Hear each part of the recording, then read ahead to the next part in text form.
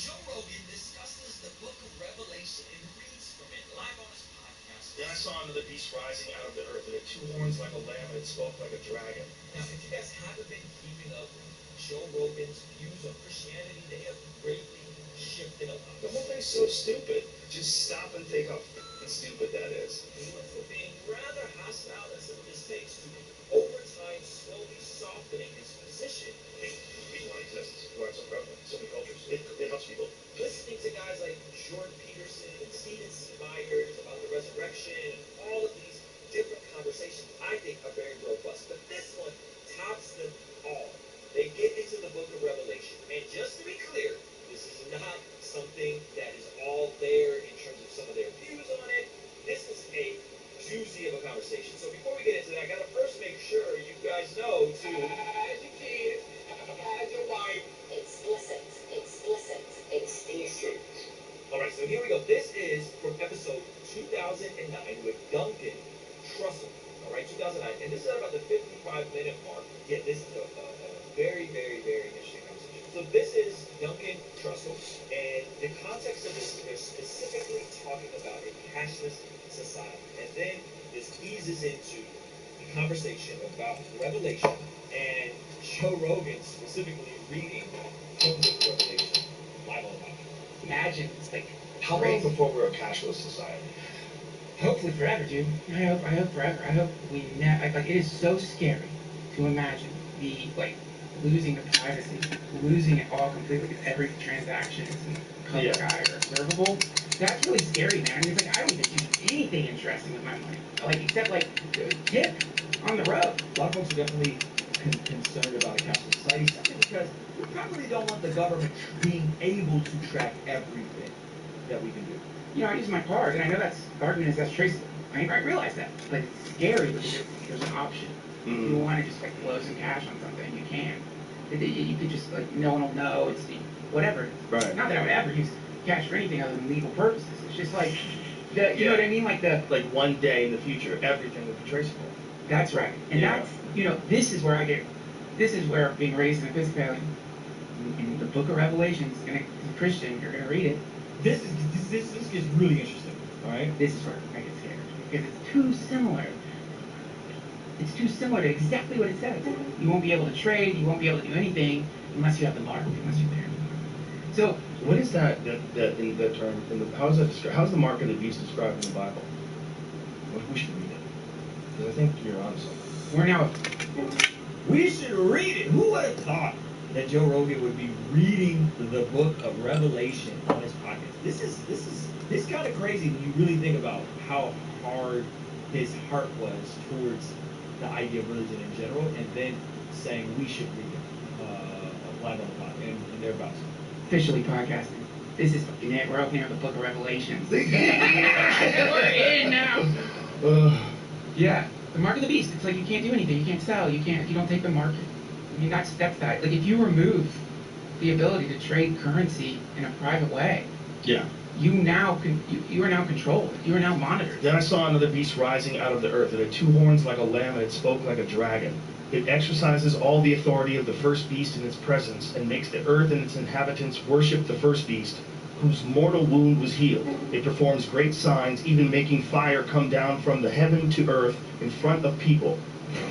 And by the signs that it allowed to work in the presence of the beast, it deceives those who dwell on earth, telling them to make an image for the beast that was wounded by the sword and yet lived. And it was allowed to give breath to the image of the beast, so that the image of the beast might even speak and might cause those who would not worship the image of the beast to be slain. That also causes all, both small and great, both rich and poor, both free and slave, to be marked on the right hand or the forehead, so that no one can buy or sell unless he has the mark. That is the name of the beast or the number of its name. This calls for wisdom. Let the one who has understanding calculate the number of the beast, for it is the number of a man, and his number is 666. Up to 50% on a hot tub, cold therapy tub, or swim spa. The Hot Tub and Swim Spa Blowout Expo this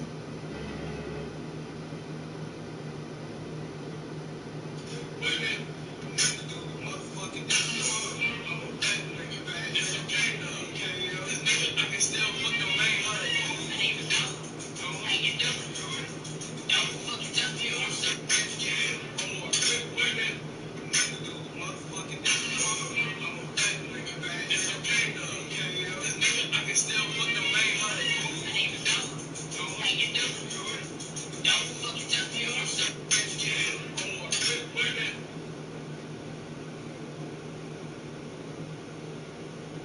the kids under the age of 15, come on up here. Hey, why don't you have a seat right over there?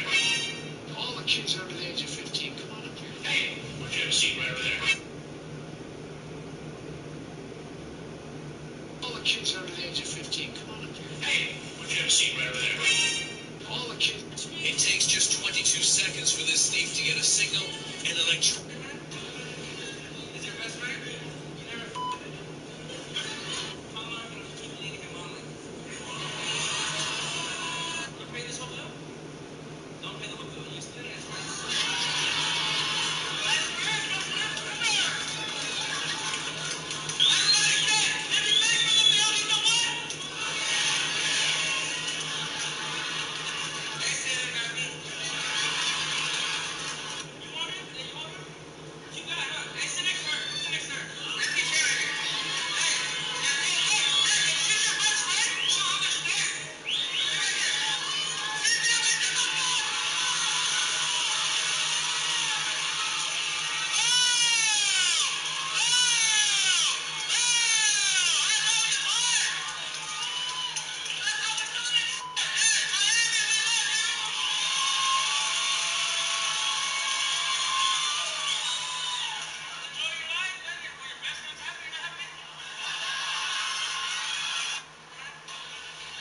Is your best friend? You never f***ed with him? How long have you been leading him on like? You pay this whole bill? Don't pay the whole bill. You still ask friends.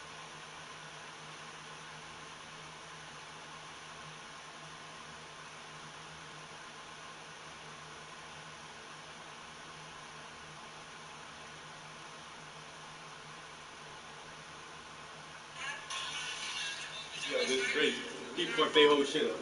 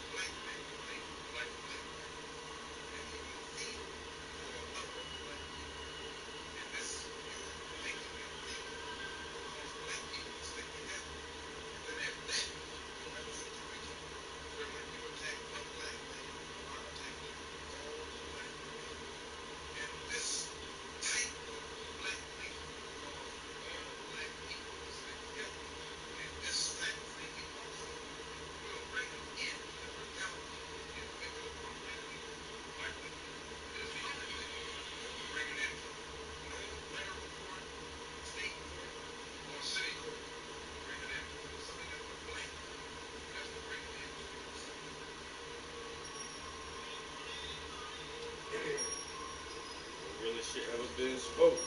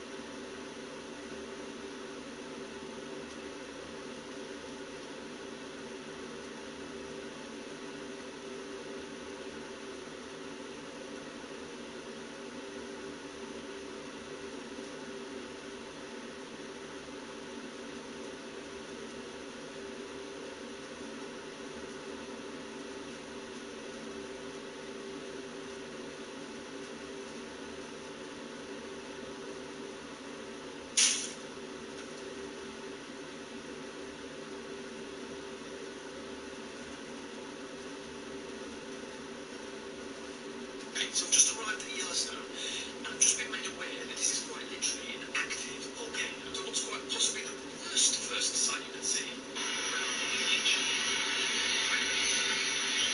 How big is this thing? Should we be worried? Well, no, my friend. I live in the United States, and yes, that is the Yellowstone volcano. You asked the question of whether you should be worried about it or not. No, you shouldn't be worried at all, because you see, if and when that actually does erupt, it's going to eliminate all life on planet Earth. It's just a question of whether you're standing right beside it when it happens, or if you're on the other side of the Earth where you die a slow and painful death, either from the cloud of ash that's covering the sun, the freezing temperatures that will occur, or the lack of food that will occur due to the famine. You see, we actually missed the bullet with that Tonga volcano last year that erupted underwater. If you weren't aware, that spewed a whole bunch of water vapor into the sky, and normally, if it was above the surface, would have done the ash cloud and killed a lot of people. But instead, we have a little bit of contributed to our little global warming scare that we have right now, probably for the next 5 years. So, should you worry about the Yellowstone volcano? Absolutely not. Just enjoy the beauty that it is and hope that it doesn't erupt while you're next to it.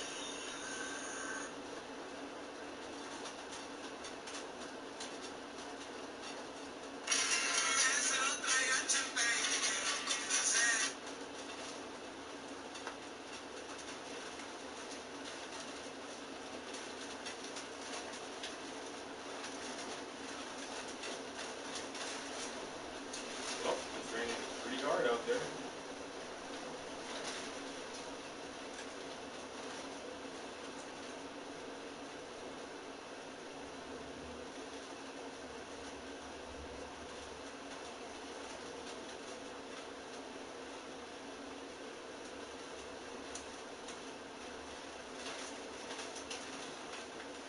Showing up on the first page of Google might not be the best for everyone. But for business owners it is. Take My Vintage's online store. It ranks for thousands of competitive keywords, like vintage clothing, which gets loads of searches on a monthly basis. And 80% of that traffic goes to their site. They also rank for over 1,000. And just priorities, and really kind of got plowed back into it became a kind of professional emergency, stuff I had to respond to, in writing or on podcasts. It was all Twitter. It was my engagement with Twitter was the thing that produced the chaos, and it was completely unnecessary. And it was amplifying a kind of signal for me that I felt compelled to pay attention to because I was on it. And I was trying to communicate with people on it. I was getting certain communication back, and it was giving me a picture of the rest of humanity, which I now think was fundamentally misleading. But it was still consequential in its, like, even believing that it was, at a certain point, believing that it was misleading wasn't enough to inoculate me against the delusion of the kind of the opinion change that was being forced upon me. And I was feeling like, okay, these people are becoming unrecognizable. Like, I know some of these people. I've had dinner with some of these people, and their behavior on Twitter is appearing so deranged to me, and so in such bad faith. That people who I know to be non-psychopaths are starting to behave like psychopaths, at least on Twitter, and I'm becoming similarly unrecognizable to them. That it's just, again, it all felt like a psychological experiment to which I hadn't consented, in which I enrolled myself somehow because it was what everyone was doing in 2009, and I spent 12 years there, getting some signal and responding to it, and it's not to say that it was all bad. I mean, I read a bunch of good articles that got linked there, and I discovered some interesting people, but the change in my life after I deleted my Twitter account was so enormous. I mean, it's embarrassing to admit it. I mean, it's like getting out of a bad relationship. It was just fundamental, just freedom from this chaos monster that was always there, ready to disrupt something based on its own dynamics. And when did you delete it? Yeah, like December. I think it was December. I would, and I'm not someone that really takes sides on things. I like to try and remain in the middle. I think politically, So you must have a very different Twitter experience than I was having. No. No? No. So I don't tweet anything other than this podcast trailer. I don't tweet anything else. Right, okay. So I just, the only thing you'll see on my Twitter is the podcast trailer. That's it. Yeah. And for all the reasons you've described. And more interestingly, I wanted to say in the last 8 months, as someone that tries to be, doesn't get caught up too much in the media, oh, Elon bought this, it's 100% gone in that direction. As in, my timeline now is, so I say it to my friends all the time, and some of my friends who, again, I think are nuanced and balanced, have said to me, there's something that's been turned up in the algorithm to increase engagement that has planted me in an unpleasant echo chamber that I didn't design to be in. And if I wasn't somewhat conscious, I would 100% be in that. My timeline, my friend tweeted the other day, my friend Cathal tweeted, he's never seen more people die on his Twitter timeline than he has in the last 6 months. They're prioritizing videos, so you're seeing a lot of like death in CCTV footage that I've never seen before. And then the debate around gender, politics, right-leaning subject matter has never been more right down your throat. Yeah. Because it's almost like something in the algorithm has been switched, where it's now like people have been let out the asylum. That's the only way I can describe it. And it's made me retract even more. So when Zuckerberg announced Threads the other couple of weeks ago, it was kind of like a life raft out of the Titanic. And I really, really mean that. And I'm not someone to get easily caught up in narrative, you know, as it relates to social media platforms. It's been my industry for a decade. But what I've seen on Twitter, and it's actually made me believe this hypothesis I had 5 years ago, where I thought there would be, I thought the journey of social networking would have way more social networks and they'd be more siloed. I thought we'd have one for our neighborhood, our football club, and now I believe that even more than ever. Yeah, that seems right. And I think whether it's possible to have a truly healthy social network that people want to be in, and it's a good reason to be there, and I don't know if that's possible. I'd like to think it is, but it's I think there are certain things you have to clean up at the outset that is supposed to make it possible. And I think anonymity is a bad thing. I think probably being free is a bad thing. I think you sort of get what you pay for online, and I just think there might be ways to set it up that where it would be better, but I don't think it'd be popular. What was that? I think the thing that makes it popular makes it toxic. Right. And even the anonymity piece, I've played this out a couple of times in my mind, and the rebuttal I always get is, well, there's people in Syria who have news to break, important news to break, and they'd be hung if they. So we need an anonymous version of the social internet. Right. Yeah. Well, I guess there could be some exception there, but I don't know. It just doesn't. It actually doesn't interest me because I just feel such a different sense of my being in the world as a result of not paying attention to my online simulacrum. It's a so Twitter was the only one I used. Like I've been on Facebook this whole time. I've been on, I guess I'm on Instagram too. But like my team just uses those as marketing channels. You know, it's just like it sounds like that's the way you use Twitter now. But Twitter was the one that I decided, okay, this is going to be me. I'm going to be posting here. I'm going to, if I've made a mistake, I want to hear about it. You know, it's like, and I just want to use it as an actual basis for communication. And for the longest time, it actually felt like a valid tool in that respect. You know, it reached a crisis point. I decided this is just pure toxicity. There's just no reason. Even the good stuff can't possibly make a dent in the bad stuff. So I just deleted it.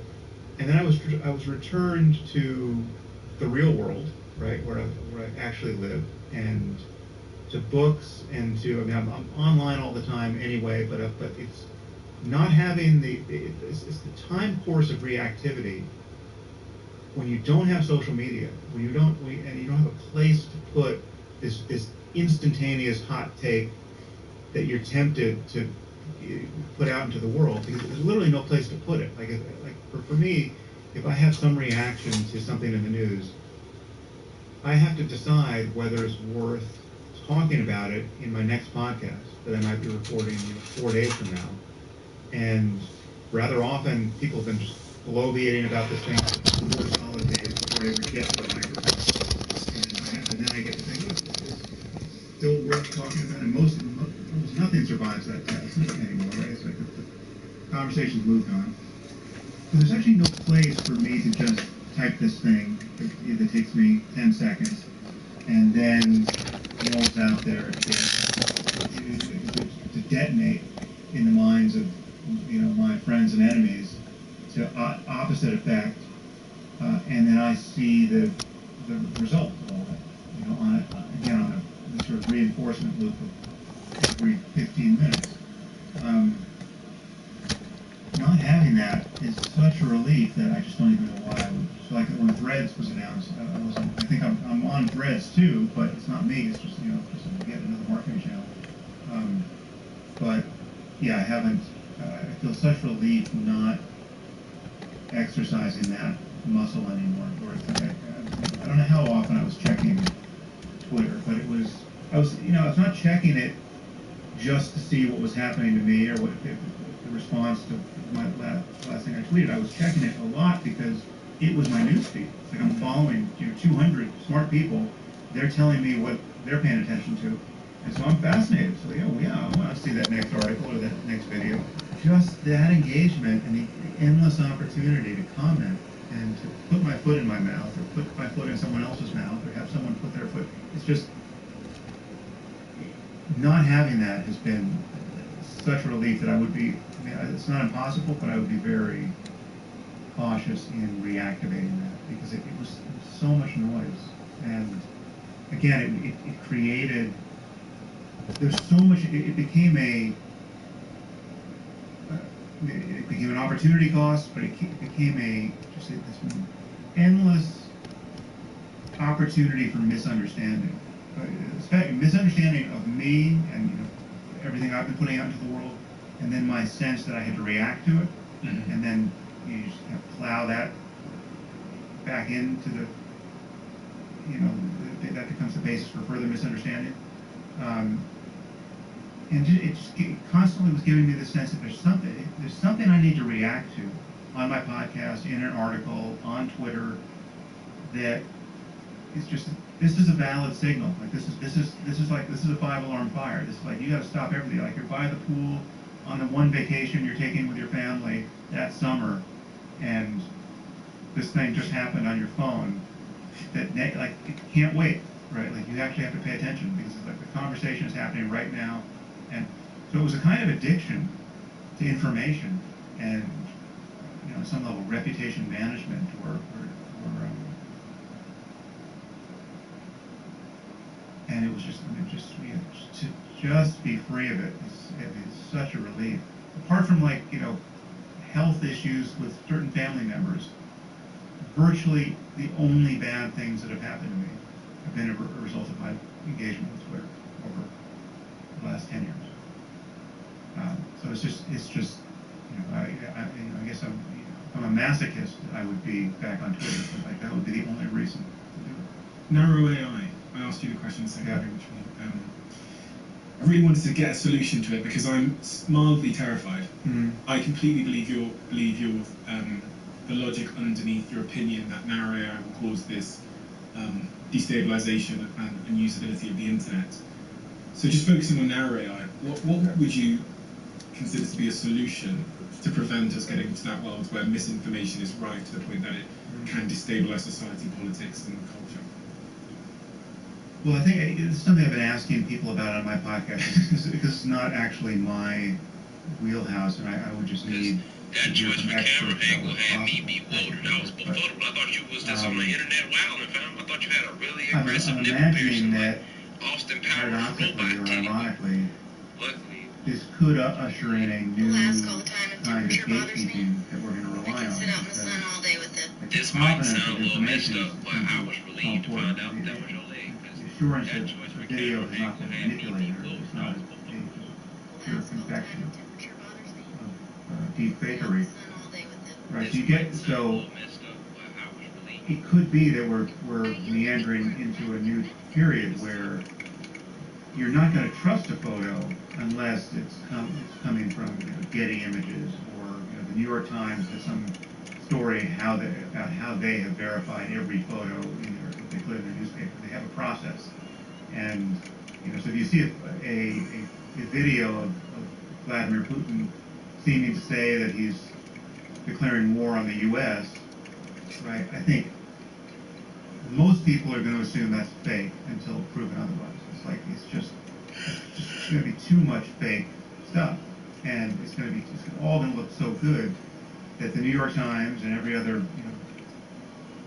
organ of media that we have relied upon, as imperfect as they've been of late, they're going to have to figure out what the tools are whereby they can say, okay, this is actually a video of Putin, right? And if I'm not going to be able to figure it out on my own, right? If the New York Times doesn't have a process, or CNN doesn't have a process that they go through before they say, okay, Putin really said this, and so we have to now react to this. This is real. Whatever that process is, and whether there's some kind of digital watermark that that's connected to the blockchain, there's some tech implementation of it that can be fully democratized, where you, by just being in the latest version of the Chrome browser, can know that you can differentiate real and fake videos. I don't know what the implementation will be, but I just know we're going to get to some spot where it's going to be, all right, we have to declare epistemological bankruptcy. We don't know what's real. We have to assume anything especially lurid or agitating is fake until proven otherwise. So prove otherwise. And that's, that'll be a resetting of something. I don't know what we do with that in a world where we really don't have that much time to react to certain things that are, the video of Putin saying he's launched his big missiles is something that 30 minutes from now we would understand whether it's real or not. We forget about everything we just said about AI. Look at all of our legacy risks. Look at the risk of nuclear war. The risk of stumbling into a nuclear war by accident has been hanging over our head for 70 years. I mean, we've got this old tech. We've got these wonky radar systems that throw up errors. We have moments in history where one Soviet sub-commander decided, based on his just gut feeling, his common sense, that the data was almost certainly an error, and he decided not to pass the obvious evidence of an American ICBM launch up the chain of command, knowing that the chain of command would say, okay, you have to fire, right? And he reasoned that if the U.S. was going to attack the Soviet Union, they would launch more than, I think in this case it looked like there were 4 missiles. That was the radar signature. If the U.S. is going to launch a first strike against the Soviet Union, it's like the mid-'80s, they're going to launch more than 4 missiles. Right? This has to be bad data, right? So, so if we automate all this, will we automate it to systems that have that kind of common sense, right? But we've been perched on the edge of the abyss based on this possible. Forget about malevolent actors, who might decide to have a nuclear war on purpose. We have the possibility of accidental nuclear war. You add this cacophony of misinformation and deep fake to all of that, and it just gets scarier and scarier. And this is not even AI. This is just narrow AI amplified misinformation. How do you think about it? Well, this is the thing that worries me. I worry about the next election. I think the next president. If we can run the 2024 election in a way that most of America acknowledges was valid, that will be an amazing victory. Whatever the outcome. Obviously, I would not be looking forward to a Trump presidency, but I think even more fundamental than that is, can we hold a presidential election 18 months from now that we recognize as valid? Like that, I don't know what kind of resources are being spent on that particular performance, but that is hugely important. And I don't think our near-term experiments with AI is going to make that easier. Why is it so important? Well, it's just, I mean, if you think that maintenance of a valid democracy in the world's lone superpower is of minor importance. I'd like to drink the tea you're drinking. But I mean, I can't say I'm optimistic. It's a paradoxical state. I mean, because I definitely I tend to focus on what's wrong or might be wrong. I tend to, I think, have a pessimistic bias, right? Like I tend to notice what's wrong as opposed to what's right. You know, and that's my bias. But I'm actually very happy, right? Like I have a very good life. I'm just like everything is I'm incredibly lucky. I'm surrounded by great people. It's like it's all great, and yet I see all of these risks on the horizon. So I have a very high degree of well-being at this moment in my life, and yet what's on the television is scary, and so it's a very interesting juxtaposition. You know, I'll be very relieved if we have I feel like we're in a very weird spot. I mean, like I haven't seen a full postmortem on the COVID pandemic that has fully encapsulated what I think happened to us there. But my vague sense is that we didn't learn a whole hell of a lot. I mean, basically what we learned is we're really bad at responding to this kind of thing. This was a challenge that just fragmented us as a society. It could have brought us together. It didn't. And it amplified all of the divisions in our society, politically and economically and tribally and all kinds of ways. The role of misinformation and disinformation and all of that was all too clear, and I think just getting worse. So I think, you know, as a dress rehearsal for some future pandemic that is inevitably going to come and could well be worse, I think we failed this dress rehearsal, and you know, I have to hope that at some point our institutions will reconstitute themselves so as to be obviously trustworthy and engender the kind of trust we actually need to have in our institutions. Like, we need a CDC that not only that we trust, but that is trustworthy, that we're right to trust, right? And so it is with an FDA and every other institution that is relevant here. And we don't quite have that, and half of our society thinks we don't have that at all, right? And so it's we have to rebuild trust in institutions somehow, and there's a lot of work to do to figure out how to make an increment of progress in that sport.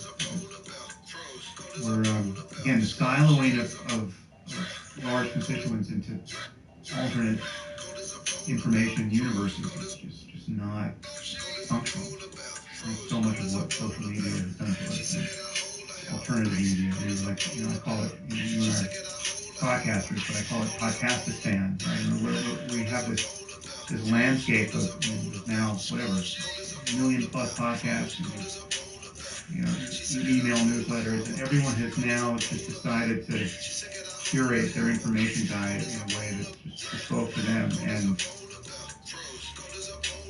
you can stay there forever, and you're getting one slice of, and it could be a completely fictional slice of reality, and we're losing the ability to converge on a common picture of what's going on.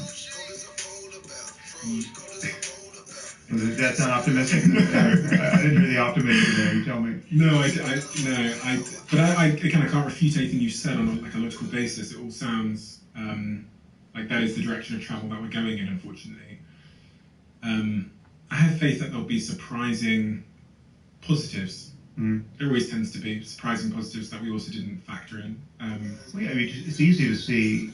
I mean, if there's any significant low-hanging fruit technologically or scientifically that could be AI enabled for us. I mean, just take like a cure for cancer, a cure for Alzheimer's. Right? I mean, just having one thing like that, right? That would be such an enormous good, and that's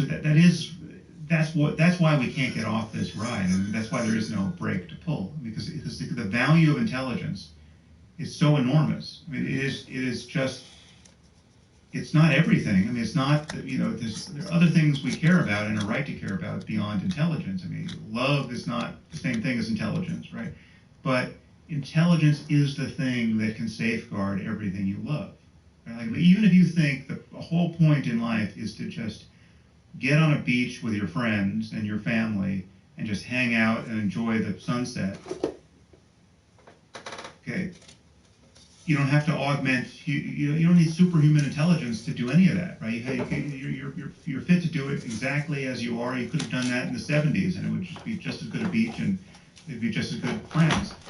But every gain we make in intelligence is the thing that safeguards that opportunity for you and everyone else. How would you do? I feel like we've not defined the term artificial general intelligence. From my understanding of it, it's when the intelligence can think and make decisions almost like a human. Yeah, I mean, loosely, I mean, this is kind of just a semantic problem, but yo, what's good? I mean, intelligence can mean many things, but loosely speaking, it is the ability to solve problems, cushions here, and meet goals, make decisions. Listening to a conversation with Sam Harris, he's a pretty popular,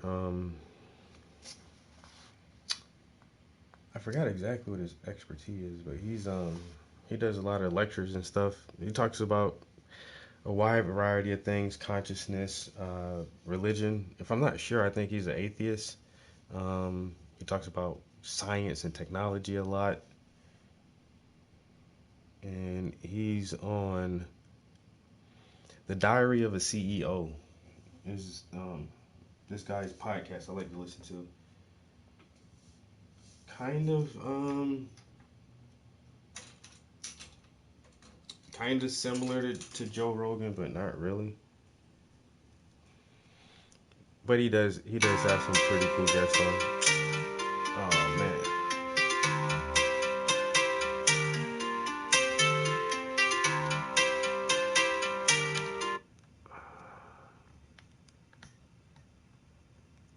I think that probably messed the stream up. Oh.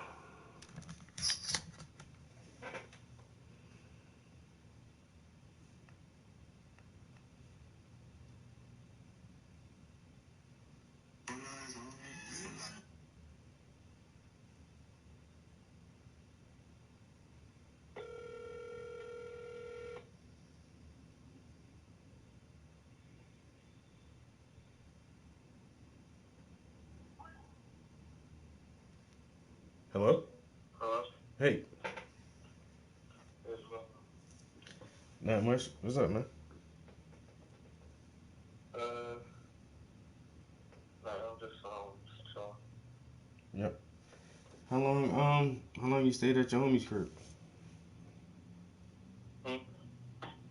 Weren't you at your homie's crib the other day? Yeah, I was there on Sunday. What time did you get back home? 10. You said what? 10. Oh, 10? That ain't too bad. Yeah. What you been doing stuff? I'm in the studio, just streaming on YouTube, working on this painting. Okay. What painting you doing?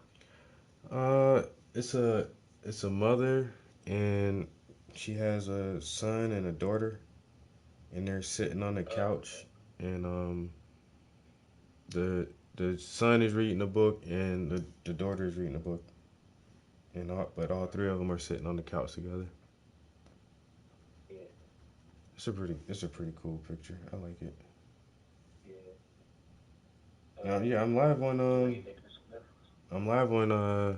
YouTube. You can turn it on and check it out whenever. Okay. You doing anything else today?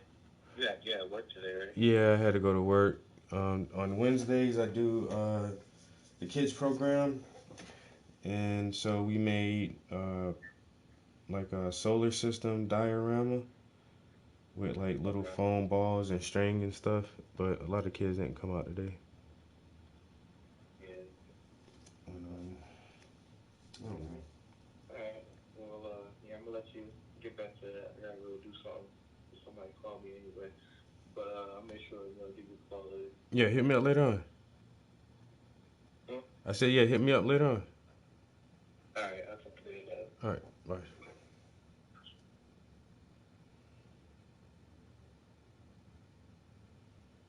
No shade, but if you're an adult wearing a backpack, you're not doing good. You know, you're probably right. It's probably time that I left that backpack at home. I should quit carrying it around and having all those essential tools inside of it that I need to survive in this brave and crazy world.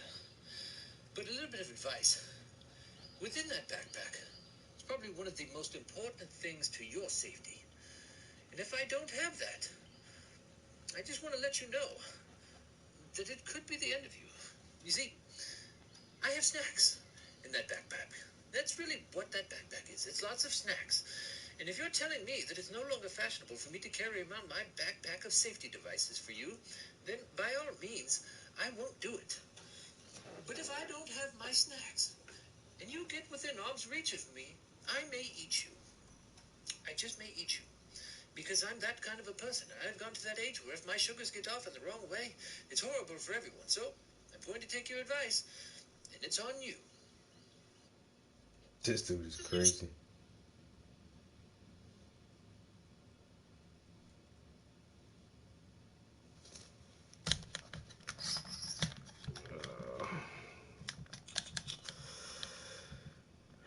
That's so weird how that does that though.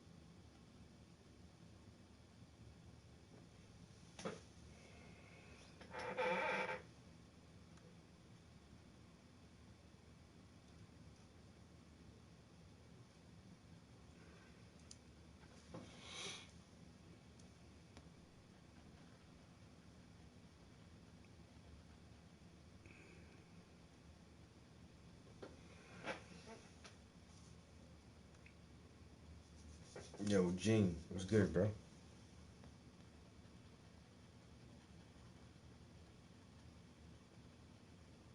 I'm in here painting some soft cushions. I'm trying to.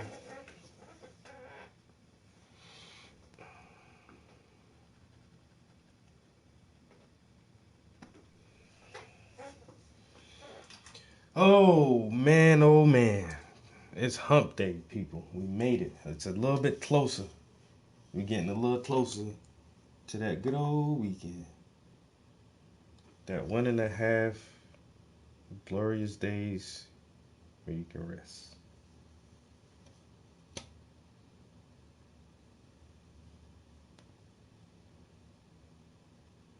Appreciate it, bro.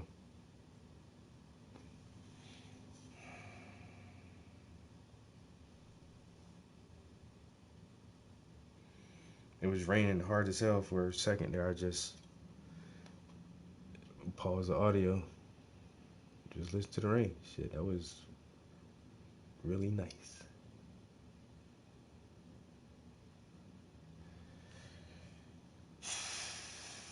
Alright, I'm not too sure how to really go about this. I'll do this part first.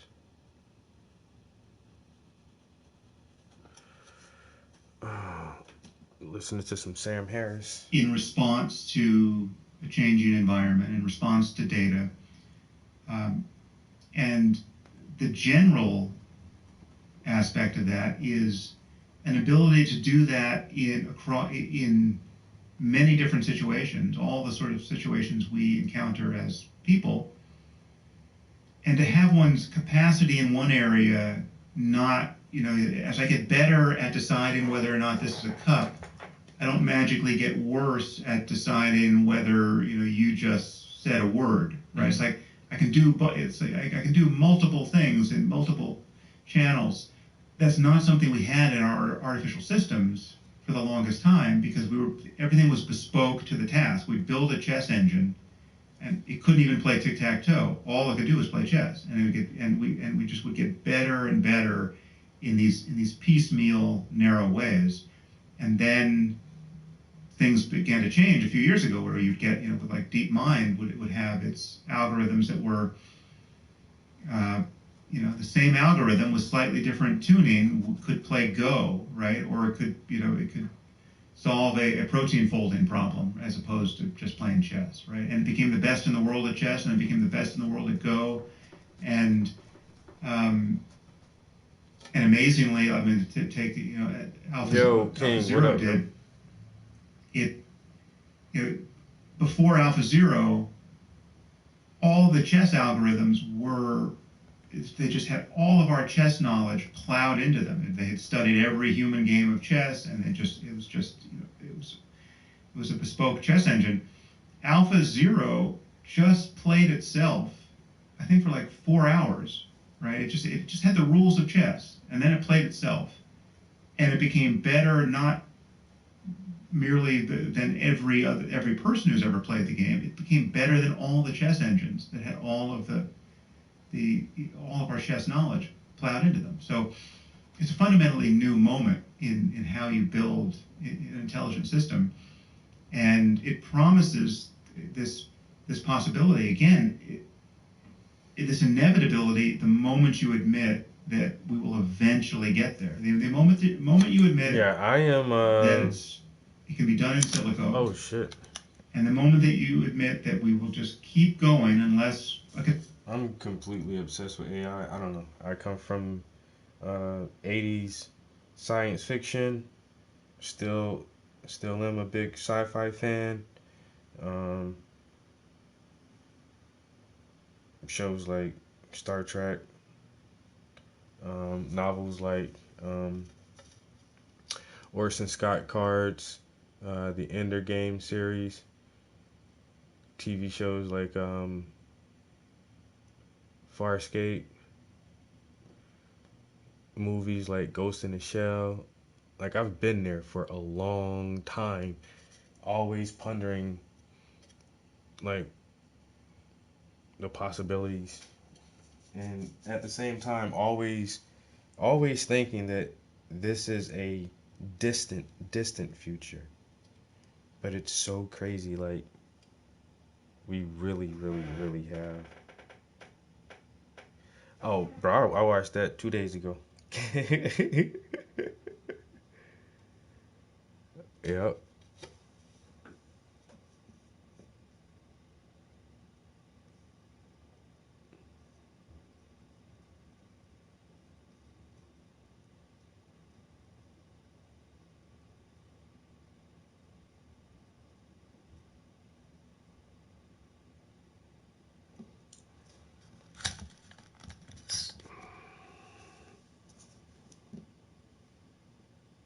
Lupe times large language model. Yo, that's crazy.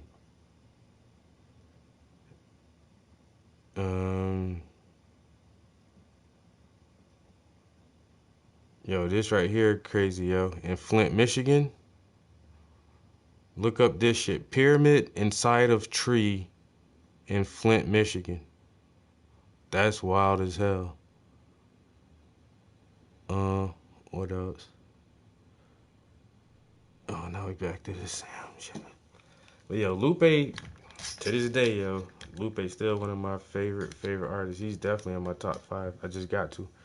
That's why I say, man, like when I try to rap, he's like one of the few people I try to emulate a little bit, and it's tough because his wordplay is just fucking ridiculous. It's just crazy. Yo, pyramid inside of tree in Flint, Michigan. Like what the? It's the weirdest little thing, bro. Like what the heck is that? And now I'll be up on this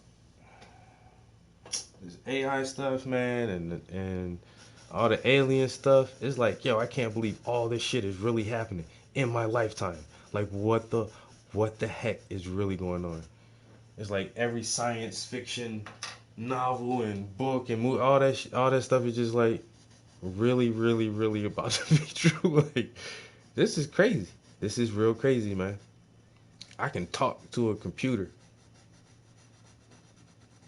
Bro, I can just talk to my computer, and that shit is it still blows. That shit blows my mind still. Every day, it's like, yo, we talk to computers, man. Right now, this is like a video call, a video conference call. Like, who? I remember when they used to talk about, video phones. It's like, yo, wave of the future. That shit is just, it's all crazy now. But the AI, man, oh man.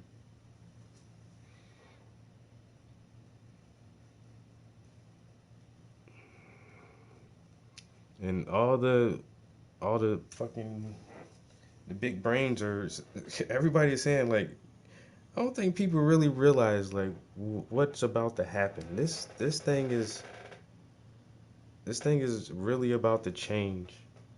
As much of an impact as the internet initially had on us, and think how drastically the internet changed society and culture in general. The internet was like one of the last great inventions.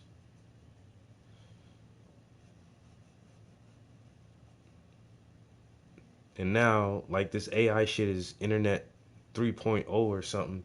And just the same way when we first got access to the World Wide Web and AOL, and people were just confused about its capabilities, and it's just going to be a fad, and this is some this and that, and like, nah, this is next level. And now AI is about to be the next level, and it just, I don't know, a lot of people just seem like they can't see that shit yet. Because in the next 5 years, this is going to drastically change everything, how it is, man. And that's my, like I say, I'm such a sci-fi nerd, bro, but I do have like this ridiculous love-hate for technology. Like I love all the benefits and assets from this shit. It's a tool. It's a major tool. It's an educational tool. It's an informative tool. And I don't know, that's why like even on my social media, I don't follow a lot of bullshit. You can look at the people I follow. I follow artists and people who inspire me, and educational pages and a few funny shit. And that's it. I don't follow no celebrities or none of that, all that fake bullshit. I don't follow no news pages or, man, it's art. And that's how I can network with people and speak with like-minded people who are creative and are forward and positive thinking. And you can use that shit as a tool. But at the same time, it's the greatest way to spread propaganda, misinformation, and all that shit too. So it's like,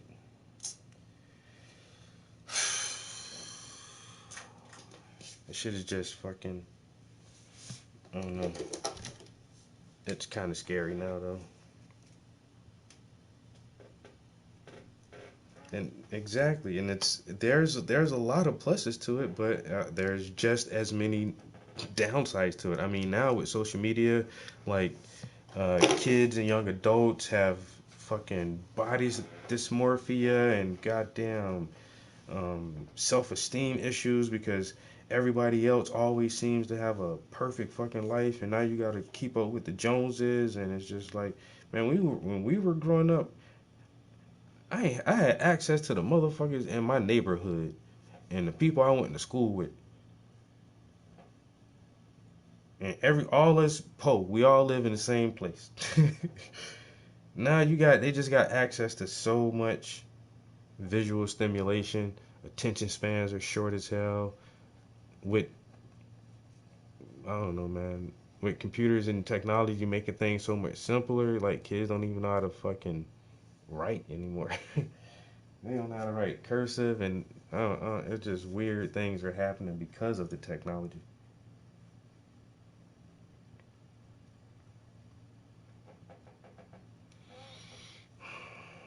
And that's the thing. It's so fast now, fast now, and it's like, dude, I had to hop on my bike, ride like a half a mile, damn near a mile, to the library. Oh my god. I keep getting calls. I can't stream when I get a call.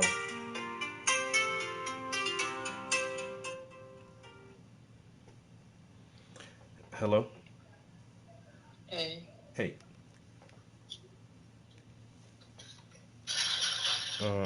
Everything well? Huh? No, I'm still actually streaming right now. I mean, nobody's on my YouTube channel, but Okay. nobody's really watching. And I was Okay. huh? I'm listening. Oh, no, I was on Instagram Live, and the first time I streamed, Monty had called me, so I cut it short. And he ain't really had nothing to talk about anyway. He just wanted to talk. But then That's good. I didn't realize like after like if you get a call while you're streaming on Instagram Live, it ends your live stream. Oh shit. That's all good though. I just gotta go in there and delete them. That's the one thing that I don't like about it. Like, cause I don't never save my Instagram lives. So I just make sure I go back and delete that shit real quick. Yeah. I know what you mean. If you wanna call me back, you can. All right. Yeah, cause I'll probably be out of here. Yeah, I'll probably be out of the studio in a minute anyway. Okay. All right.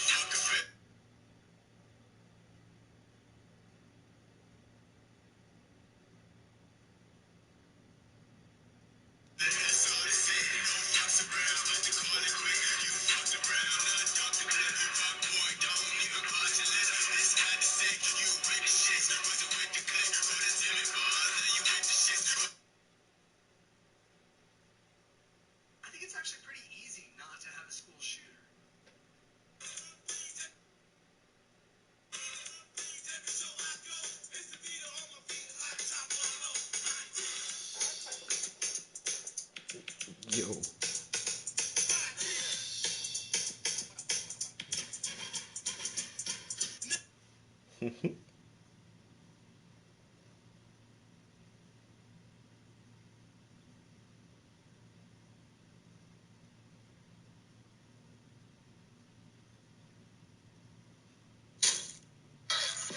as a polar bear, froze. Cold as a polar bear, cold as a polar bear, froze. Cold as a polar bear. She said that I hold her hair with ice. Cold as a polar bear. She said that I hold her hair with ice. Cold as a polar bear. It's Gucci.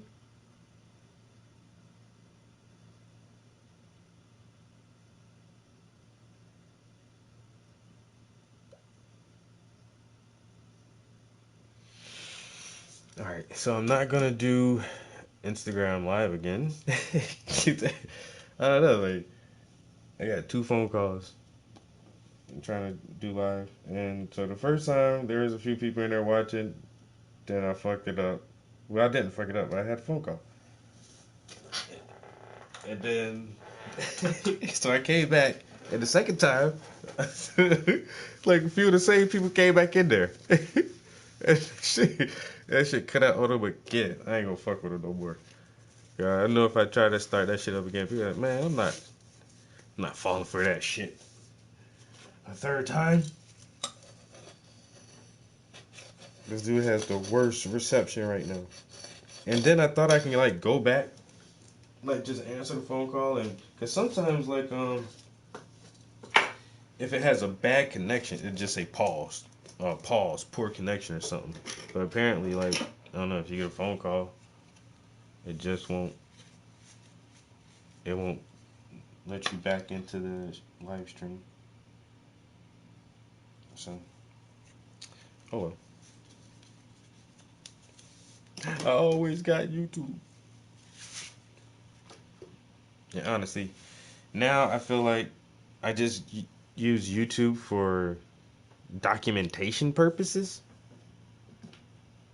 I'm not sure if I'll ever be like a really super famous artist or anything like that, but if I do, there's gonna be so much of my shit documented. Multiverses. I have thousands of hours of footage. People can always go back and just watch that shit like years from now or something, hopefully. To admit that I just don't, at this point, I don't see any place to stand where you're not. And then somebody will take the time to actually neuroscientific or cognitive scientific time lapse all my videos, edit all of them down into like the better finer points or something. I don't know. Given what we've already built, and again, we're going to keep going until something stops us.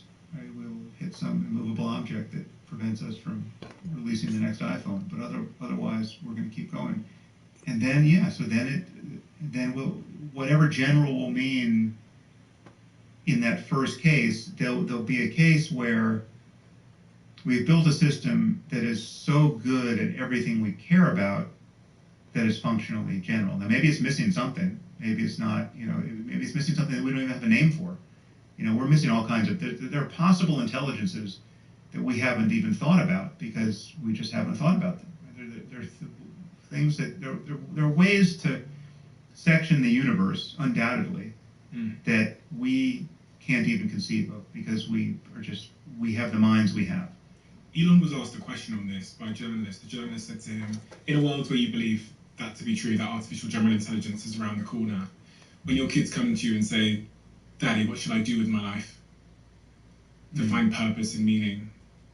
What advice do you now give them if you hold that intuition to be true, that it's around the corner?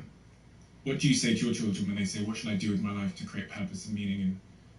Did you say that Elon answered this question? Yeah, what did he say? It's one of the most chilling moments in an interview I think I've seen in recent times because he stutters. He goes silent for about 15 seconds, which is very un-Elon. He stutters. He stutters a bit more. Like he can't. And then he says he thinks he's living in suspended disbelief because if he really thought about it too much, what's the point? He says, what's the point of me building all these cars? He was in his Tesla factory. What's the point of me building all these cars? And what's the point? I do think that sometimes. So I think I have to live in, as his words were, suspended disbelief. Right. Well, I would encourage him to ask what's the point of spending so much time on Twitter, because that he could clearly benefit from rethinking that. But that aside, I mean, my answer to that is, and I think other people have echoed this of late. I mean, it's sort of surprising to me. I mean, my answer is that this begins to privilege a return to the humanities as a kind of a core, like the center of mass intellectually for us. Because when you look at what we're really good at, and it's among the last things that can be plausibly automated. And if we automate it, we may cease to care about it. So it's like learning to write good code is something that is going to be, it's being automated now. It's you know, I'm not a programmer, but you know, I have it on good authority that already these large language models are improving code, and something like half the time they're writing better code than people. That's all going to become like chess, right? It's going to be better than people ultimately. So being a software engineer is something that, you know, and being a radiologist and being like those things, it's easy to see how AI just cancels those professions, or at least makes one person, you know, so effective at using AI tools that, you know, one person can do the work of 100 people, so that you got 99 people who don't have to be doing that job. And that's how I see it right there. But creating art and, you know, writing novels and being a philosopher and talking about what it means and to live a good life and how to do it, like that's something that if we have to look at those, we have to look at where we're going to care that we're actually in relationship to and in dialogue with another person who we know to be conscious. Right? Like where we don't care about that, we're not going to care. We're going to want just the best version of it. Like I don't care if the cure for cancer comes from an insentient AI. I do not give a shit. I just want the cure for cancer. Right? Like there's no added value that when I find out, okay, the person who gave me this cure really felt good about it, and he's, you know, he had tears in his eyes when he figured out the cure. Every engineering problem is like that. We want safer planes. We want, you know, we just want things to work. We're not sentimental about the artistry that went into all of that. And when the gulf between the best and the mediocre gets big and consequential, we're just going to want the best. We're just going to want the best, all the way down the line. But what is the best novel, right? What is the best podcast conversation? What is it? And can you subtract out the conscious person from that and still think it's the best? And so like someone once sent me what purported to be I didn't even listen to it, so I'm not even sure what it was, but it looked like it was an AI-generated conversation between Alan Watts and Terence McKenna, right? And both guys who I love. I mean, I didn't know either of them, but fans of both. I've listened to hundreds of hours of both talk. As far as I know, they never met each other. It would have been a fascinating conversation. I realized when I looked at this YouTube video, I realized I simply don't care how good this is, because I only care if it was actually Alan Watts and Terence McKenna talking. Like a simulacrum of Alan Watts and Terence McKenna in this context, I don't care about. Right. So another use case I stumbled upon. I was playing with ChatGPT, and I asked it, you know, the causes of World War II. You know, give me 500 words on the cause of World War II. And it gives you this perfect little, you know, bullet-pointed essay on the cause of World War II. That's exactly what I want from it. That's fine. It's like I don't care that there was no person behind that typing. But when I think, well, do I want to read Churchill's, you know, history of World War II? It's on my shelf to read. It's kind of one of these aspirational sets of books. Haven't read it yet. I actually want to read it because Churchill wrote it, right? Like that's why. And if you could give me an AI version of Churchill, saying this is in the style of Churchill, it's very, even Churchill scholars say this sounds like Churchill.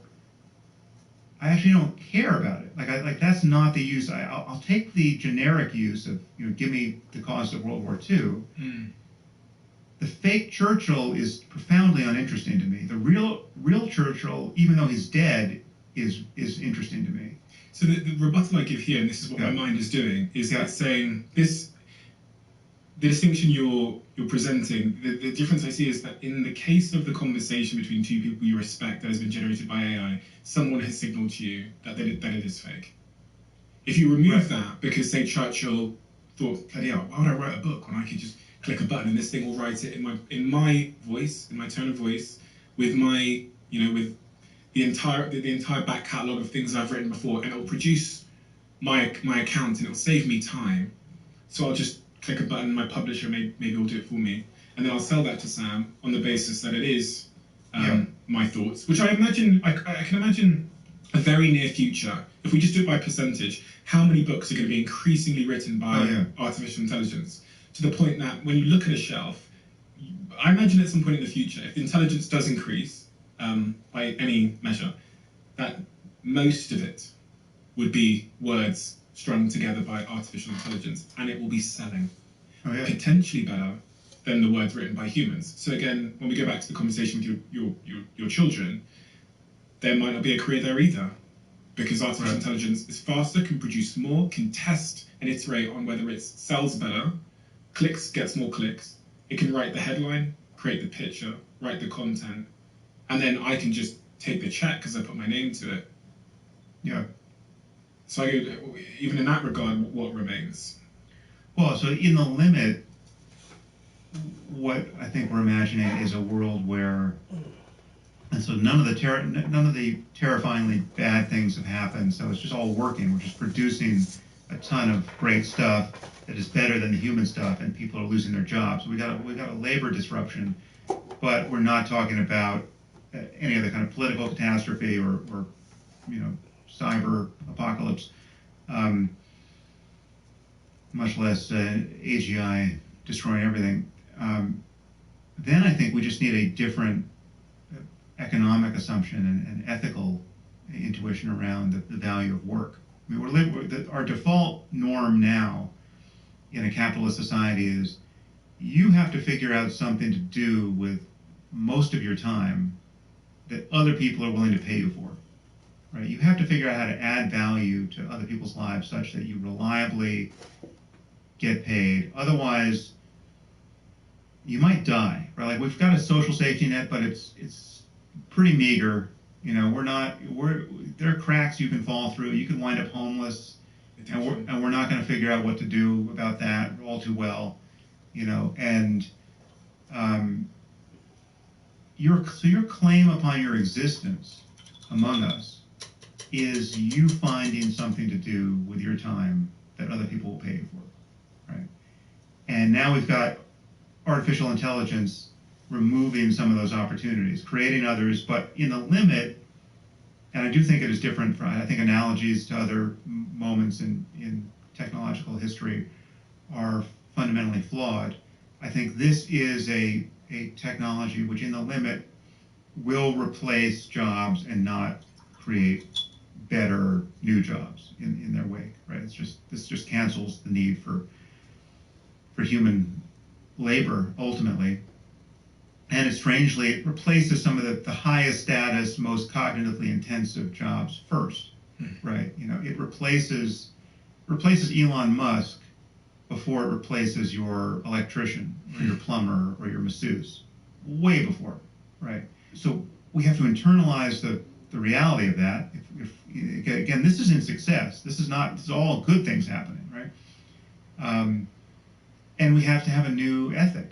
We have to have a new economics based on that ethic, which is, UBI is one solution to this. Like, you shouldn't have to work to survive, right? Universal basic income. Yeah, there's just so much abundance now being created. We have to figure out how to spread this wealth around, right? We've got a cure for cancer over here. We've got perfect, photovoltaic driven economies over here, where it's like we've solved the climate change issue. You know, we're just pulling wealth out of the ether, essentially. We've got, you know, nanotechnology that is just birthing whole new industries. Yeah, but it's all being driven by AI. We don't, you know, there's no room in this. Whenever you put a person in the decision chain, you're just adding noise. This is the best thing. This should be the best thing that's ever happened to us. This is just like God handing us the perfect labor-saving device, right? The machine that can build every other machine that can do anything you could possibly want. We should figure out how to spread the wealth around in that case, right? This is just powered by sunlight, no more wars over resource extraction. It can build anything. We can all be on the beach just hanging out with our friends and family, right? Like Did you believe we should do universal basic income where everybody's given like a monthly check? Something we have to break this connection. Again, this is what will have to happen in the presence of this kind of labor force dislocation enabled by all of this going perfectly well, right? Like this again, just this pure success. Just AI is just producing good things, and the only bad thing is putting all these people out of work. You know, it's coming for your job eventually. I've heard this, and I've my issue with it, and my rebuttal when I talk to my friends about this idea of universal basic income, when we hand out enough cash or resources to people so that they're stable, which I'm not necessarily against, but just want to play with it a little bit, is humans seem to have an innate desire for purpose and meaning, and we seem to be designed and built psychologically for labor and for discomfort. But it doesn't have to be labor that's tied to money, right? Yeah. Like it can be like we will get our status in other ways, and we'll get our meaning in other ways. And again, these are all just stories we tell ourselves. I mean, like, you know, you're talking to a person who knows it's possible to be happy actually doing nothing, right? Like just sitting in a room for a month, right, and just staring at the wall, right? Like that's possible, right? So, and yet that's most people's worst nightmare. You know, this solitary confinement in a prison is considered torture, right? And I know people who spent 20 years in a cave, right? So it's like there are capacities here that are worth talking about, but just more commonly, I think we want to be entertained, we want to have fun, we want to be with the people we love, we want to be useful in relationship, and insofar as that gets uncoupled from the necessity of working to survive, right? It doesn't all just go away. We just need new norms and new ethics and new conversations around what we do on vacation, right? It's like what you're imagining is that if you put everyone on vacation, on the best vacation, you can make the vacation as good as possible, a majority of people will eventually be miserable because they're not back at work, right? And yet most of these people are working so that they have enough money so that they can finally take that vacation, right? We will figure out a new way to be happy on the beach, right? I mean, like if you get bored with Frisbee, we will figure something else out that is fun. You know, you can read, I'll be able to read the Churchill history of World War II on the beach and not be rushed by any other imperative because I'm happily retired, right? Because my AI is creating the thing that is solving all my economic problems, right? We should be so lucky as to have that be our problem. Like how to be happy in conditions of no economic imperative, no basis for political strife on the basis of scarce resources, and no question about it. The question of survival is off the table with respect to what one does with one's time and attention, right? You can be as lazy as you want and you'll still survive. You can be as unlucky as you want and you'll still survive. And the awful situation we're in now is that differences in luck mean everything, right? Someone is born without any of the advantages that we have. We don't have a system. We don't have an economic system that reliably gives them every advantage and opportunity they could have, right? we don't have the we've convinced ourselves we either don't have the resources, or we've convinced ourselves we don't have the resources. We don't have the incentive such that we access the resources so as to actually come to the help of people we could help, right? I mean, the idea that people starve to death it's unimaginable, and yet it still happens. That's not a scarcity problem, it's a political problem wherever it happens.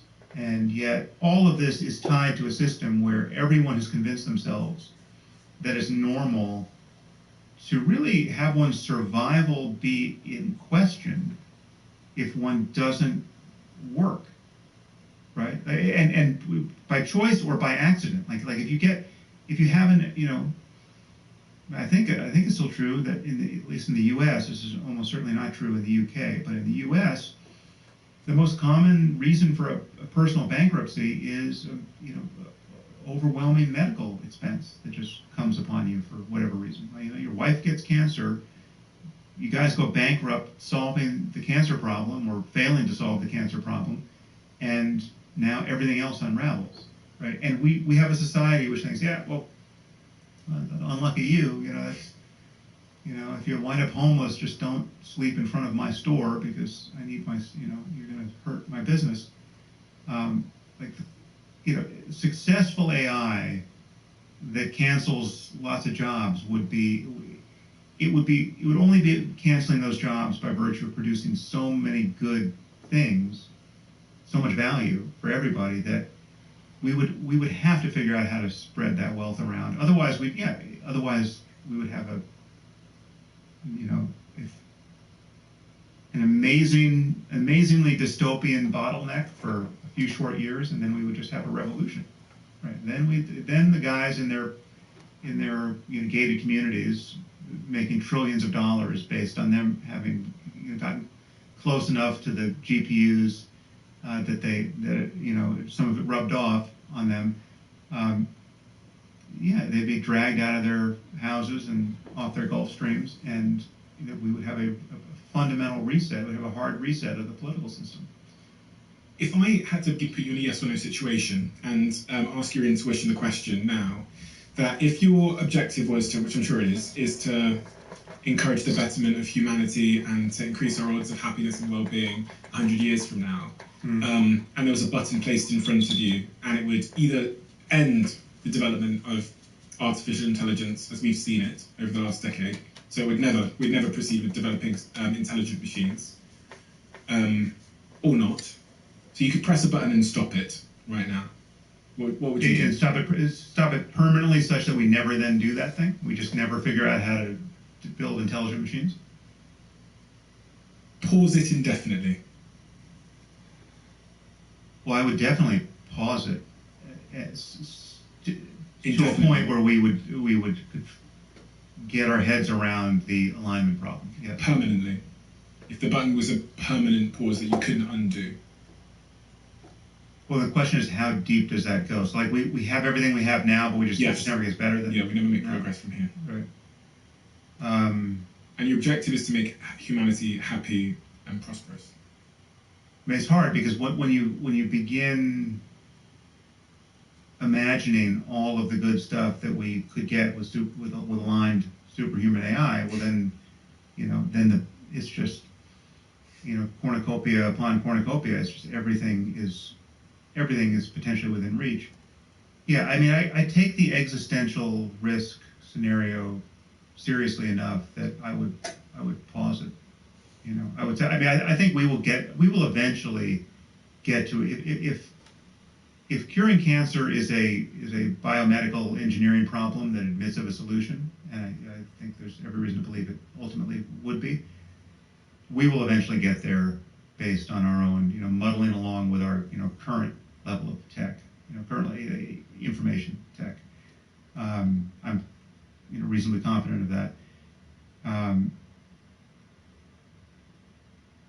Because I mean, our intelligence shows every sign of being general. It's not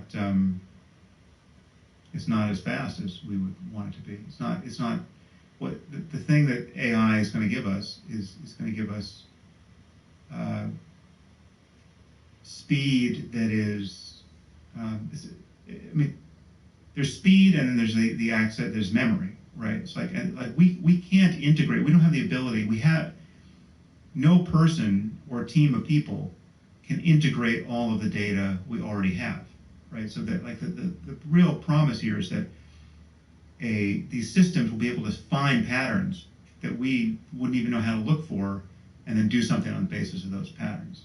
You know, I think an intelligent search within the data space, you know, by apes like ourselves, will eventually do most of the great things we want done. And you know, there isn't. I mean, the problems we need to solve so as to safeguard the career of our species and to make civilization durable and sane and to remove this sword of Damocles that is over our heads at every moment, that, you know, at any moment we could just decide to have a nuclear war that ruins everything, or create an engineered pandemic that ruins everything.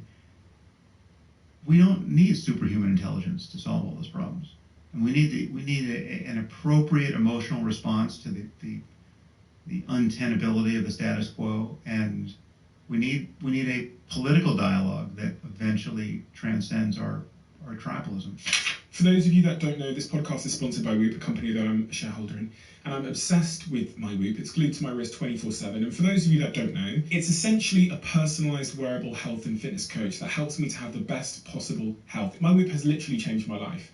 Whoop is doing something this month which I'd highly suggest checking out. It's a global community challenge called the Core 4 Challenge. Essentially, they guide you through a set of 4 activities throughout the month of August that are scientifically proven to improve your overall health. I'm giving it a go, and I can't wait to see the impact it has on me. I highly recommend you to join me with that. So if you're not on Whoop yet, there is no better time to start. If you're a friend of mine, there's a high probability that I've already given you a Whoop because I'm that obsessed with it. It is the thing that I check when I wake up in the morning. It's the first thing that I look at. I want the information on my sleep to then plan my day around. So if you haven't joined Whoop yet, head to join.whoop.com/CEO to get your free Whoop device and your first month free. Try it for free, and if you don't like it after 29 days, they're going to give you your money back. But I have a suspicion that you're going to keep it. Check it out now and let me know how you get on. Send me a DM. Quick one. If you've been listening to this podcast for some time, one of the recurring messages you've heard over and over and over again, especially when we first had that conversation with Tim Spector, is about the importance of greens in our diet. And a while ago, I started pressing my friends at Huel to come out with a product that did exactly that, allowed you to have all those and processes they released. You and I'd say a few others, maybe 2 or 3 others, helped change my mind about one of the most profound things I think anyone could believe, which was when I was 18, I believed in Christianity. And then there was a couple of moments that shook my belief. Nothing on a personal level, just a couple of ideas that managed to sort of infect my operating system that led my curiosity towards your work. And I changed my mind profoundly. It's such a profound change that I had. How do we change our minds? And I really want to focus that question on the individual's mind. Like, I want to change my mind. I want better beliefs, better ideas in my head that are going to allow me to get out of my own way. Because I am not I'm miserable. I'm not living the life that I would say I know I can live, but some people don't even know they can live a better life. I'm not happy. That's the signal. And I want to rectify this in some way. Yeah, well, there are a few bright lines for me. I mean, it was like, take our ethical lives and our relationships to other people, right? So there's the problem of individual well-being that kind of is still real, even if you're in a moral solitude. If you're on a desert island by yourself, you really don't have ethical questions that are emerging because you're not in a relationship with anybody else, but you still have the problem of how to be happy. But so much of our unhappiness is in collaboration with others, right? We're unhappy in our relationships, we're unhappy professionally, and it's worth looking at how we're behaving with other people. For me, the highest leverage change I ever made, and it's very easy to spell out, and it's very clear, and ultimately it's pretty easy, is just to decide that you're not going to lie about anything, really. I mean, there might be some situations in extremis where you feel forced to lie, but those, in my view, are analogous to acts of violence that you may be forced to use in self-defense, right? So like lying is sort of the first stage on the continuum of violence for me, right? So like, I'm not going to lie to someone unless I recognize that this is not a rational actor who I can possibly collaborate with. This is someone I have to be, I have to avoid or defeat or otherwise, contain their propensity to do me harm. So, yes, if the Nazis come to the door and ask if you've got Anne Frank in the attic, yes, you can lie, or you can shoot them, or you can. These are not normal circumstances. But that aside, every other moment in life where people are tempted to lie is one that I think you can categorically rule out as being unethical, and being beyond unethical. It's just not. It's creating a life you don't. When you examine it, you don't want to live, right? I mean, the moment you know that you're not going to lie to people, and they know that about you,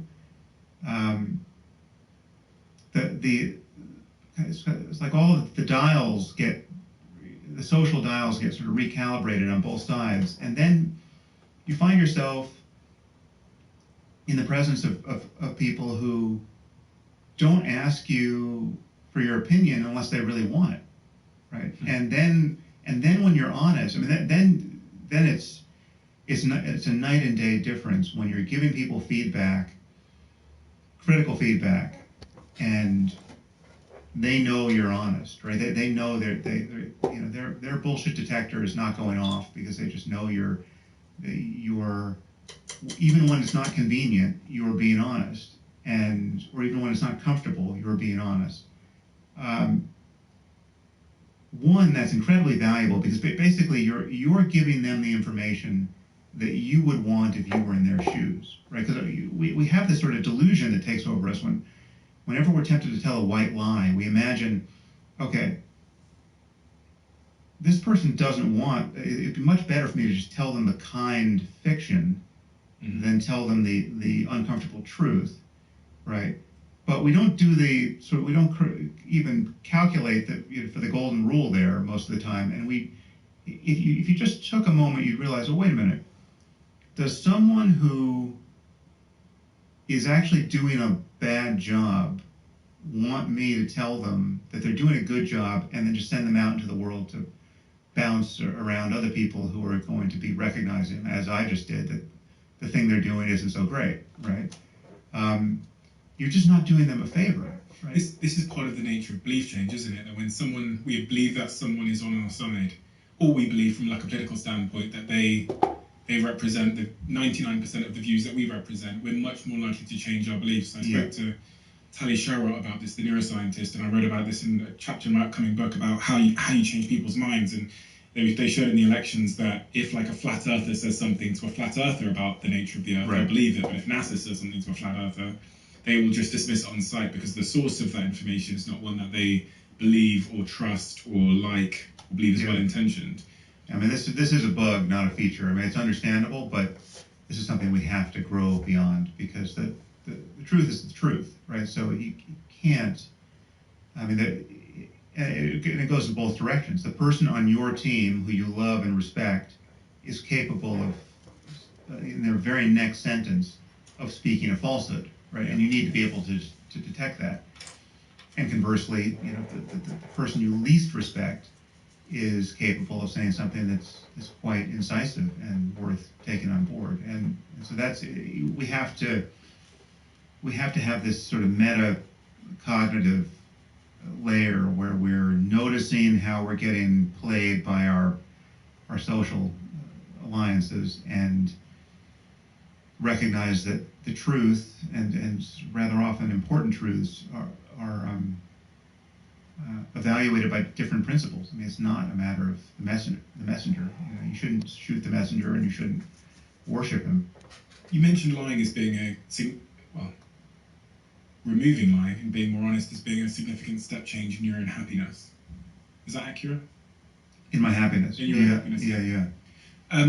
So, immensely so, because it's how practically and specifically how.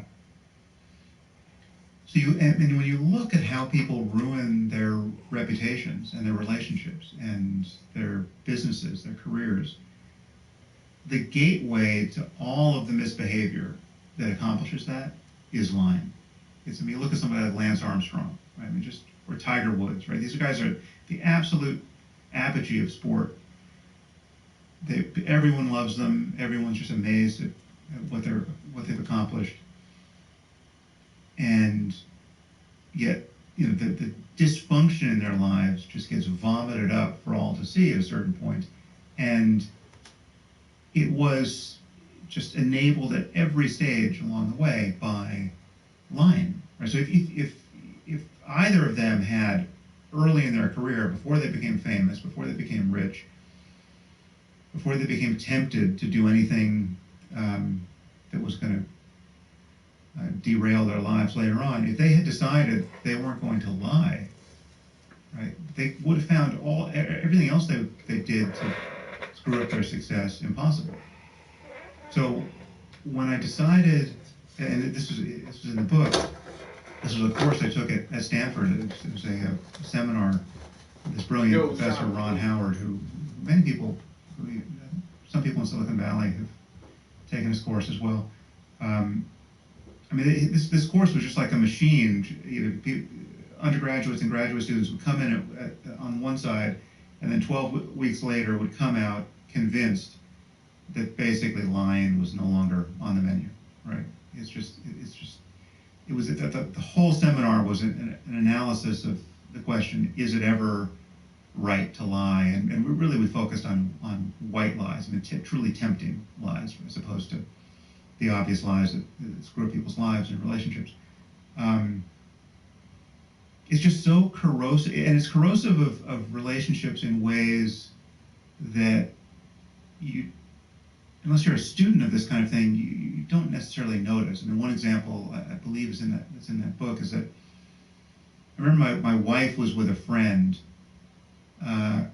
and the two of them were out, and the friend had something she had to do with another friend later that night, but she didn't really feel like doing it. And she got a call from that friend in the presence of my wife, and she just lied to the friend to get out of the plan. Right? She said, "Oh, I'm so sorry, but my daughter's got this thing," and it was just an utterly facile use of dishonesty to get where she could have just been honest, right? But it was just too awkward to be honest. So she just got out of it with a lie. But now it's in the presence of my wife, and my wife is now. The immediate question is, how many times have I been on the other side of that conversation, right? How many times has she lied to me in an equally compelling way about something so trivial, right? And so it just eroded trust in that relationship in a way that the liar would never have known about, would never have detected it, because she just went right back to having a good time. They just had lunch and continued having their lunch, and they're still having a good time. And it's all smiles, but my wife has just logged something about kind of the ethical limitations of this person, and the person doesn't know it, right? And so once you sort of pull on this thread, basically your entire life becomes, or at least for the transition period, when it just becomes a habit you no longer have to consider. Suddenly, the world becomes kind of a mirror thrown up to your mind, and you meet yourself in all these situations where you were avoiding yourself before. So like someone will say, do you want to have plans, or do you want to collaborate with me on this project? And if previously you always had recourse to some kind of white lie that just got you out of the awkward truth, which is the answer is no, and there are actually reasons why not, right? You never have to confront the awkwardness of that. You're this kind of person who has these kinds of commitments and this kinds of, it's like, the most awkward one would be, someone declares a romantic interest in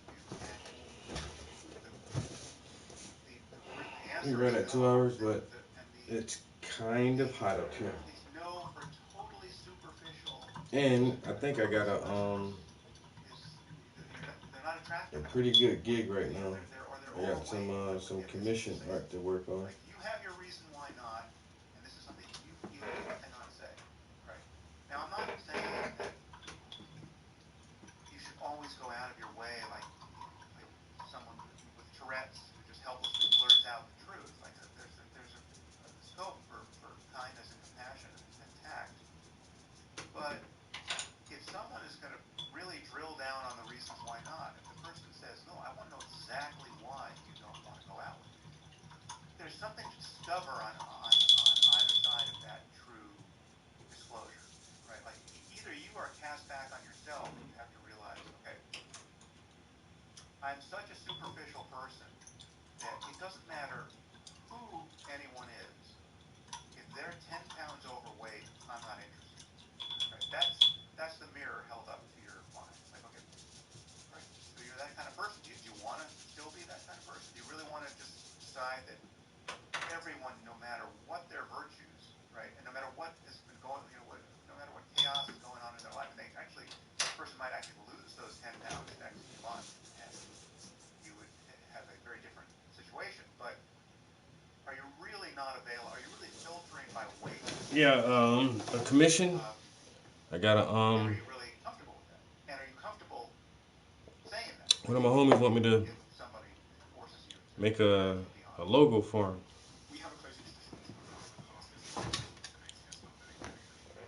But my man already owned a clothing shop. Like,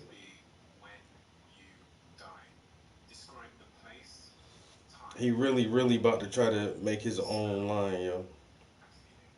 And with his connections and shit, he really believes that shit can pop. So he said if I give him a good design, like the number he showed me, I'm like, all right.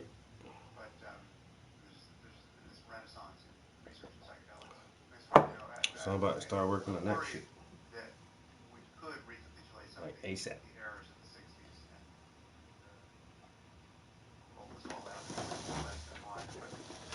The wise version would be, I think we need to recapitulate something like the mysteries of Eleusis, where we have rites of passage that are enabled by, in many people's case, psychedelics and a practice of meditation. I just think these are fundamental tools of insight that I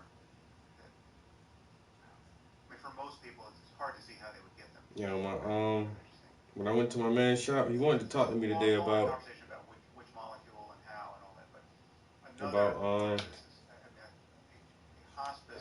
oh hell yeah. But I went to his shop today to because he wanted to talk about the clothing line design. Hey, the nigga sell shit like this. Hold on. So I imagine something like we need places that are truly beautiful, where people have gone to die and their families visit them there. Like the real Gucci shoes. It is just a final rite of passage that is embraced with all the wisdom we can muster there. And yeah, so in my The case, fucking red bottom spike Louis Vuitton Jones.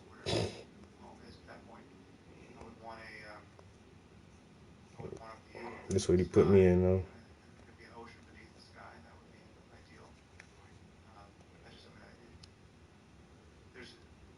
Fucking $2,800 suit. Or no, $1,800. It was almost $2,000 for the suit. It's like, and then the shoes. I think the shoes like $300. Some motherfucking Italian leather loafers.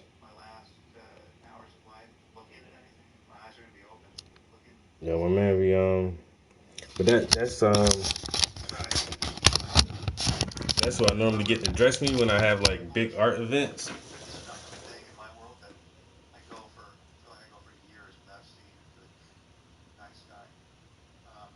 And that's what he said too. Because he know I've been really, I played with the t-shirts one time, but he's like, bro, if you want to try to do your shit, man, I got the connections. And he's like, he can get like Ralph Lauren polo type quality shit, like embroidered on that shit. A shirt you would pay $80 for. He said I can get that shit. He told me the price. I was like, damn, that's crazy. That's crazy. But yeah. So he official. All my Psycho Bunny shit. That's where I get all my shit from. All my like my hot, like dressy type shit. That's him. And I say I don't even. Most of the time, I don't even see that shit beforehand. Yo, Eric, what's good? I need an outfit for an art show. Alright, I stop by after work. I go by, and he already had that shit for me. He's like, this and this. I'm like, alright, that's great. That motherfucker know my size and everything. And while we were talking about the logo design and shit, you know, he asked me if I had any art coming up. And I told him about my show in December. He's like, it's a big show?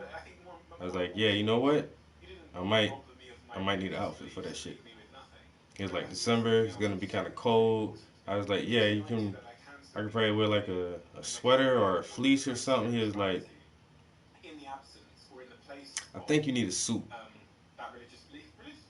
I'm like, a suit? He's like, have you ever worn a suit to a show? I said, no. He said, at your big shows, have you seen men come to your shows with suits? I was like, yeah. They look important. I was like, most of the time. He's like, that's why you need a suit. I was like, pick me out a suit then. I ain't look for that shit. I ain't thumb through the shell. I mean, through the racks or nothing. He had like two big ass long racks of fucking suits. He had to climb up on the ladder. He grabbed 3 down. A blue one, a silver one, and a black one. He's like, try this one on. Man, try this one on. Man. Try this one on, man. Which one you like? Which one you like? He's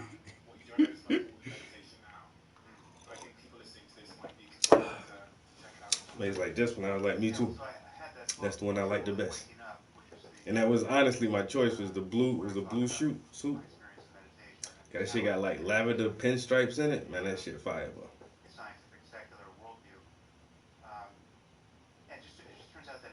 And then the motherfucking like purplish lavender shirt with that shit. And I was like, tie or no tie? He was like, don't wear no tie with it. I'm like, okay.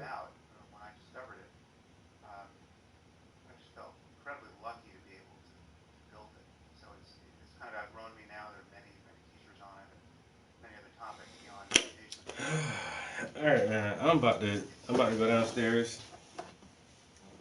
Get out the hot studio for a little minute.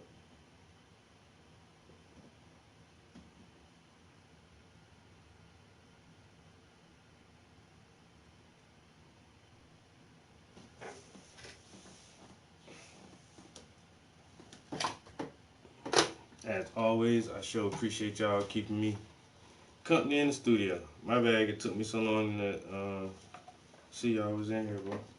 I had them locked in on that painting real quick. And that conversation with Sam Harris was good as shit, yo.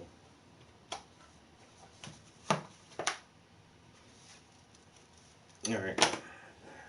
That's turning off.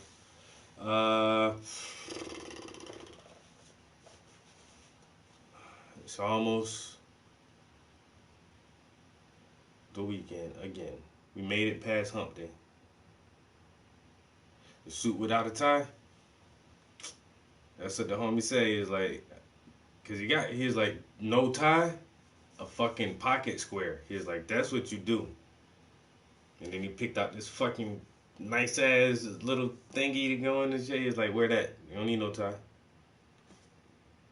We gonna be fly. Wait till December. I'm gonna have some super fly pictures. I'm gonna show this picture first, and I'm gonna be like loading, and then the next picture gonna be me, all jazzied up at an art event somewhere with a glass of wine in my hand. Yo, peace, guys.